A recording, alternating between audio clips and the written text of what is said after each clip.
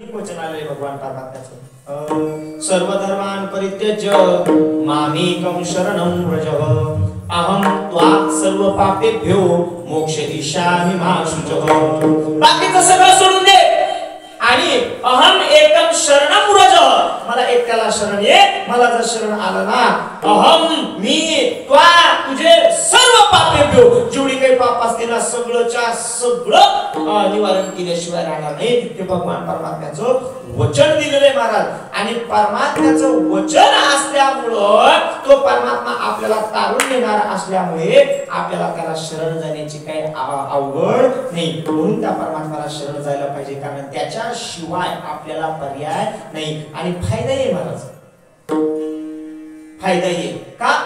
जर एकदा परमात्म्याला शरण गेलोत ना, परत आपल्याला चिंताच नाही, आपल्याला ताणच नाही। तुझी चिंता त्याची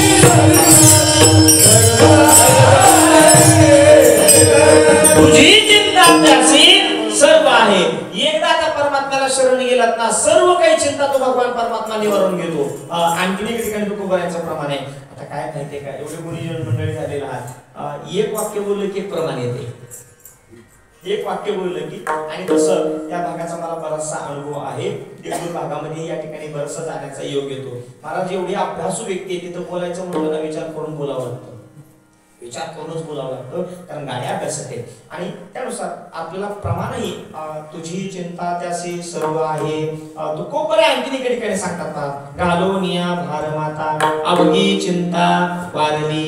एकदा त्या परमात्म्याला शरण जा आणि त्या परमात्म्यावरती भार घाला, तुमची चिंता काहीच केलं नाही महाराज। परत तुम्हाला मागे पुढे उभा राहील, सांभाळ, बरंच काय आपल्याला त्याच्यावरती प्रमाण देता येते। म्हणून त्या परमात्म्याला शरण जाणं गरजेचं आहे। जो होय माझा अनन्य शरण तयाचे मी निवारी जन्म मरण, इथे परमात्म्याने आपल्याला वचन दिलेलं आहे। एवढं आपल्याला सर्व, आणि विशेष म्हणजे साक्षीदार कोण आहे?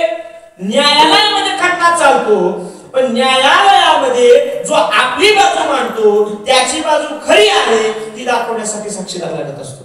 आता त्या क्षेत्रामधला माणूस असल्यामुळं सांगतो की बाबा एकटा मी लय खरा म्हणून चालत नाही। तिथं कोर्टासमोर कोर्ट म्हणतो माझ्या डोळ्यावर पट्टे, तुम्ही तिकडे काय करता, काय तू बोलतोय हे खरं आहे हे दाखवण्यासाठी मला साक्षीदार दे। हो, परमात्मा वचन देतोय, परमात्मा वचन देतोय, पण देवाचं दिलेलं वचन हे खरं आहे याच्यासाठी साक्षीदार लागतो महाराज। आणि याला साक्षीदार कोण असेल तर याला साक्षीदार माझे संत आहेत, याला साक्षीदार माझे संत आहेत। आणि त्या साक्षीने तू कोपराय सांगतात की बाबा हो याला आम्ही साक्षीदार आहेत। म्हणून तुम्ही काय करा, त्या परमात्म्याला शरण जा। आणि एकदा परमात्म्याला शरण गेला तर तो निवारणार आहे। पण देवाला शरण जर जायचं असेल तर देवाला शरणागती कशी करावी, थोडस शॉर्टकट मध्ये बोलतो।